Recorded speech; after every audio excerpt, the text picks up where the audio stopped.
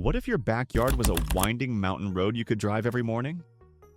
That picture pulls me in every time. I'm Morgan Lane, your safety-first car expert, and this is Recall Roadmap with Morgan.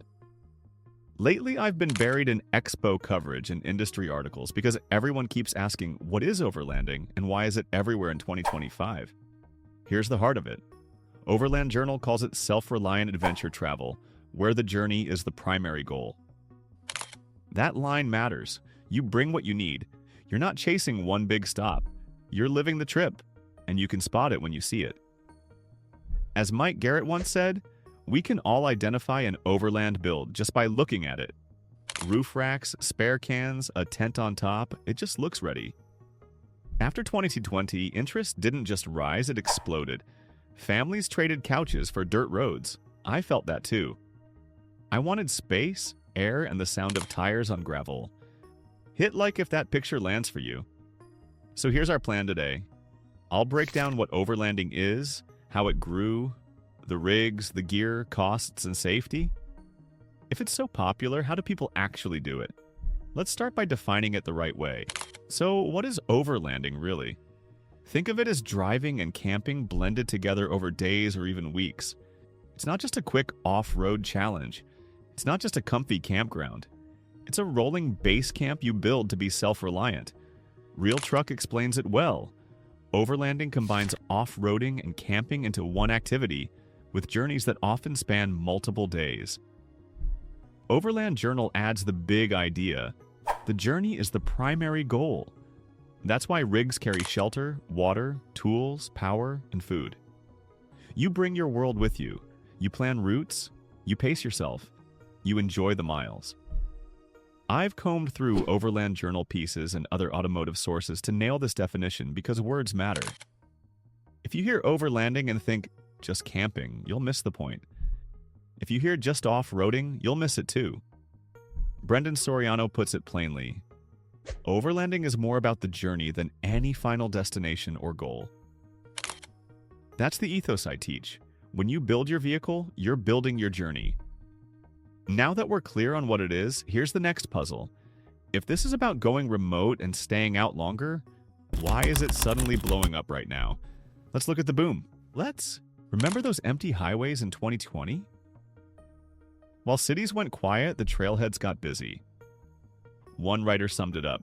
When offices and schools closed, the overland scene exploded seemingly overnight. I watched it unfold in real time. Folks wanted fresh air and freedom they could reach by road. But here's the important part for 2025. The market didn't fizzle, it stabilized. Gear got better, choices grew. I've dug through expo reports and brand briefings, and the story is the same across shows. More options, smarter designs, fewer gimmicks. Truck makers leaned in too. You see new or returning names like the Ford Ranger Raptor, the reborn Toyota Land Cruiser and 4Runner, and specialty rigs targeting trail life. Even travel trend lists for 2024-25 point to off-grid adventures is a big interest. That tells me this isn't a fad, it's a new normal for road trips. The idea of a quiet campsite down a dirt road? It's stuck. So if more people are doing this and the gear is maturing, what are they actually driving into the backcountry? Let's pop the hood on the most popular rigs and why they work when the pavement ends. Curious what people really drive off-grid? Let's talk real-world rigs. A classic pick is the Jeep Wrangler JL Unlimited. 4 doors mean room for gear, and the 444 system is proven. Toyota fans swear by the Tacoma and 4Runner because they're tough and easy to keep running. Driving Line jokes it's really hard to kill a Toyota truck, and many builders nod along. Need bed space? The Jeep Gladiator gives you truck utility with Jeep DNA. Want comfort with strength? The Lexus GX is a quiet, durable sleeper that shines on long miles.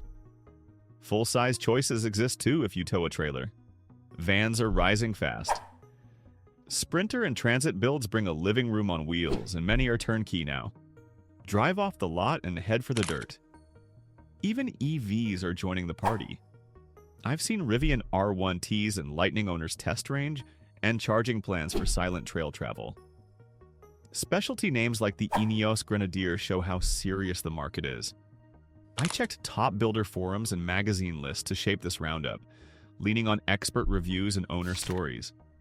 You've got options, so with a rig in mind, what turns it into a mobile base camp you can actually live from? Let's gear up. Okay, let's pack the truck. Start with shelter. Rooftop tents are popular because they set up fast and keep you off wet ground. A camper shell or a simple ground tent also works if that fits your budget. Sleeping sorted? Next up, power. Many rigs run a dual battery setup with solar, so a 12V fridge can keep food cold for days without draining the starter. Add lights, chargers, and a clean wiring plan. Water and fuel matter too. Carry enough for your route with safe jerry cans and a basic filter. For cooking, a small stove and a compact kit do the job. Safety gear is non-negotiable. Traction boards, a recovery strap, a jack, a shovel, a first aid kit, and a fire extinguisher. For comms, a satellite messenger or ham radio can be a trip saver. Don't forget storage. Roof racks, drawers, or bins keep things tight and quiet. Suspension, all-terrain tires, skid plates, and a strong rack turn bumps into just scenery. I've studied gear reviews and even demoed a rooftop tent to see setup time and wind noise. One direct question for you. What's the one gadget you would never leave home without? Gear stacks up fast. So what will it cost to build smart and not break the bank? Let's count it. Let's talk money without the mystery. If you already own a decent truck or SUV, a basic kit can start around a few $1,000s. Think rooftop tent 1 to 2K, 12V fridge about 1K, solar and a second battery 1 to 3K, recovery gear around 500 plus all-terrain tires near 1K. Used gear and DIY mounts can trim that a lot. A good used 4x4 often lives in the 10 to 20K range. Newer trucks and SUVs usually start 30K and up. High-end builds, composite campers, trailers, big lithium banks can pass 50K quickly. Here's my take.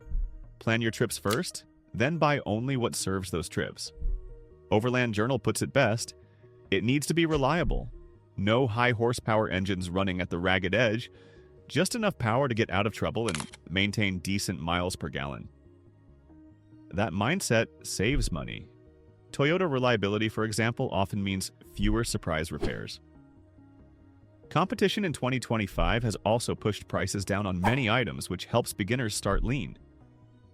You're watching Recall Roadmap with Morgan, and if clear, safety-first breakdowns help you, consider subscribing for more deep dives and checklists. So, you've budgeted your build. Great. Now, how do you keep that rig safe and healthy when the nearest shop is 100 miles away? Here's my number one rule. Arrive safe and get home safe. That starts before you turn the key. Plan your route, check weather, and know the land rules and permit needs. Drive only on open, legal trails. Tell someone your plan and check-in times.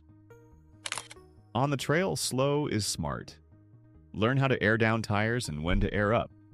Keep fuel at least half full in remote areas and carry more water than you think you'll need. Pack a proper recovery kit, traction boards, a strap, a jack, a shovel, and practice with it before the trip. For emergencies, bring a first aid kit, a fire extinguisher, and a satellite messenger like an InReach or Spot. Vehicle prep matters most. For a trip, check oil, coolant, brake fluid, belts, hoses, and tire wear. Bring a full-size spare, a pump, a plug kit, and basic tools. Watch your vehicle weight and secure all cargo. Camp with Leave No Trace basics. Pack out trash and secure food from wildlife. As Brendan Soriano frames it, overlanding blends off-roading and camping, which means real self-reliance. I pulled these tips from maintenance manuals and driver guides. With safety handled, the big question remains, why do people fall in love with this and keep going back? Why do we keep doing this? Freedom. You choose a line on the map and make it real. Every sunrise feels earned. I've read families' notes from a month on the road in Baja, no Wi-Fi, no rush. Just meals by a quiet beach and starry nights. They came home different. Less noise in the head, more patience. Overlanding is also community. On the trail, you trade a wave and a hand. Online, groups like Overland Bound and Builder forums share maps, repairs, and recipes that actually work. In person, Overland Expo events pull in crowds to see new rigs, swap stories, and learn skills. It's inspiring to walk down an aisle and see 10 ways to solve the same camp problem. That spirit fits the core idea I keep coming back to. As Brendan Soriano said, overlanding is more about the journey than any final destination. You're building confidence mile by mile. You fix a stuck rig, and the wind sticks with you. So we've covered what it is, why it grew, the rigs, the gear, the budget, and how to stay safe. Ready to turn inspiration into your own plan? Let's bring it home. So, is overlanding for you? If the idea of self-reliant travel speaks to you, you're already halfway there. Today we defined overlanding, saw how it surged after 2020 and stabilized by 2025, walked through popular rigs, essential gear, real budgets, and safety steps you can trust. The secret isn't a magic truck, it's the mindset. Overland Journal's theme still guides me. Self-reliant adventure travel, where the journey is the primary goal. With planning and maintenance, this is doable and safe. Start small. Test your kit close to home. Build only what serves your trip. I built this guide from journals, expo coverage, and expert quotes, so you can move from dreaming to driving with confidence. If this breakdown helped, subscribe for more safety-first builds, checklists, and trail prep.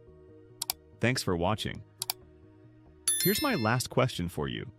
Which part of overlanding excites you most? The build, the trail, or the quiet camp at the end of the day? Share your thought, and I'll shape future videos around what you want to learn next. Until next time, keep it simple, keep it safe, and keep exploring.